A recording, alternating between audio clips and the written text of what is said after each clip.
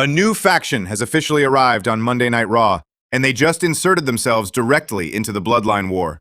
This is your Raw 3-minute warning. Raw began with LA Knight once again setting his sights on Roman Reigns. Knight called Roman a coward and questioned why he has his family standing between Knight and a championship opportunity. That brought out Solo Sikoa, followed by Jimmy and Jey Uso, and eventually we got our main event, LA Knight and Solo Sikoa against the Usos. Next up, it was Stephanie Vaquer returned to the ring for the first time since WrestleMania, taking on Roxanne Perez.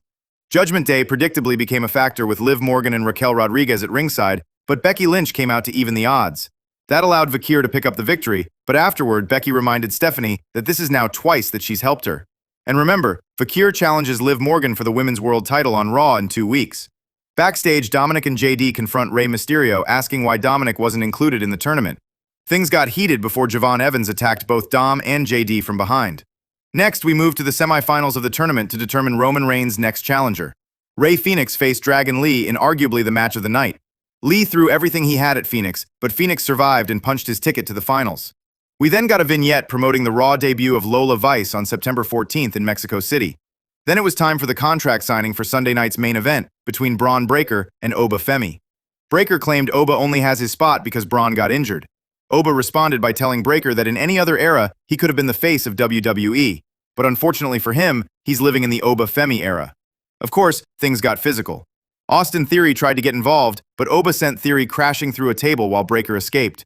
Oba signed the contract and stood tall ahead of their match at Sunday night's main event. Next, Big Cass competed in his first WWE match in more than 8 years against Javon Evans. Evans put up a fight, but Cass eventually put him away with a big boot. And Javon's night got even worse after the bell when Dominic and JD attacked him. Backstage, we see an argument between the Usos and Jacob Fatu. The question why he didn't help during last week's brawl, Jacob said he ran the play that was called by the tribal chief. The Usos say they're the captains, so he will run their play calls too. We then found out who would join Rey Fenix in the tournament final. Penta defeated La Parka with a Mexican destroyer, meaning next week it's brother versus brother. Penta versus Rey Fenix, with the winner earning a World Heavyweight Championship match against Roman Reigns in Mexico City. And then it was time for the main event, LA Knight and Solo Sikoa against Jimmy and Jey Uso. But we wouldn't get a winner. Instead, Royce Keys suddenly appeared and drove Jey Uso and Solo Sikoa through the barricade. Then Bronco Nima and Lucien Price, OTM, hit the ring and went after Jimmy Uso and LA Knight. Keys joined them, and the three absolutely destroyed everybody. They used the steel steps. OTM put Jimmy through the announce table, and Royce Keys and OTM stood tall over Knight, Solo, and the Usos to close Raw. That's your Raw 3-minute warning. I'm giving last night's show a C+. Let me know what you thought, and don't forget to like, comment, and subscribe. Peace.